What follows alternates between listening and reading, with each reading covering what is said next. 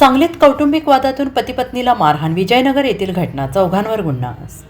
सांगली येथील विजयनगर परिसरात कौटुंबिक कारणातून पती-पत्नीला चौघांनी बेदम मारहाण केली. या प्रकरणी मल्लेश मुताप्पा अनाप घोळ, वय वर्ष 48, राहणार हसनी आश्रम, श्रीरामनगर, सांगली यांनी विश्रामबाग पोलीस ठाण्यात फिर्याद दिली आहे. सुवर्ण अप्पासाहेब जिरकलंगी, आकाश अप्पासाहेब जिरकलंगी, राकेश अप्पासाहेब जिरकलंगी, आरती सर्व राहणार गजराज कॉलनी, सांगली यांच्यावर गुन्हा दाखल झालेला आहे.